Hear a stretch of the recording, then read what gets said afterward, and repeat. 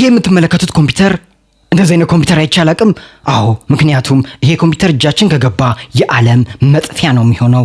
ይሄ ኮምፒውተር የሰው ልጅ የደረሰበት የመጨረሻ የኮምፒውቲንግ ቴክኖሎጂ ነው። ለመሆኑ ይሄ ቴክኖሎጂ ለምንድን ነው እጃችን ከገባ መጥፊያ ሊሆን የሚችለው? ምክንያቱም ይሄ ኮምፒውተር እጅግ በጣም በጣም በጣም በጣም በጣም ፈጣን ነው። ምን ያክል ፈጣን እንደሆነ በቀላሉ ላስረዳችሁ። አሁን ያሉ ኮምፒውተሮች ቢሊዮን ዓመታትን የሚፈጅባቸውን ሂሳብ እሱ በሰከንድ ውስጥ ሊፈጽም ይችላል። ይሄ ብቻ አይደለም፣ ዓለም ላይ ያሉትን አብዛኞቹን ፓስወርዶች በሰከንድ ውስጥ በትንተናቸውን ሊያወጣቸው ይችላል። አሁን ያሉት ኮምፒውተሮች ቢሊዮን ዓመታትን ለመፍታት የሚፈጅባቸውን ፓስወርዶች በቀላሉ በሰከንድ ውስጥ ሊፈታው ይችላል።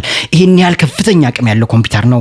ምናልባትም በፊዚክስ ህግ ችግር ምክንያት ይሄ የምንሰራው የመጨረሻው የኮምፒውቲንግ አቅም ሊሆን ይችላል። ለዛም ነው እጅግ በጣም አስፈሪ የሆነው። ለመሆኑ ይህ ኮምፒውተር እንዴት ነው የሚሰራው? አሁን ያሉት ኮምፒውተሮች 0 እና 1 በመጠቀም ነው የሚሰሩት። ይሄ ኮምፒውተር በተመሳሳይ ሰዓት 0 እና 1 መሆን ይችላል። ይሄ ብቻ አይደለም፣ 0 እና 1 በመሆኑ ምክንያት በሚያገኘው የኮምፒውቲንግ ችሎታ እጅግ ውስብስብ የሆኑ ሂሳቦችን፣ ቀመሮችን በሰከንድ ውስጥ ሊፈታልን ይችላል።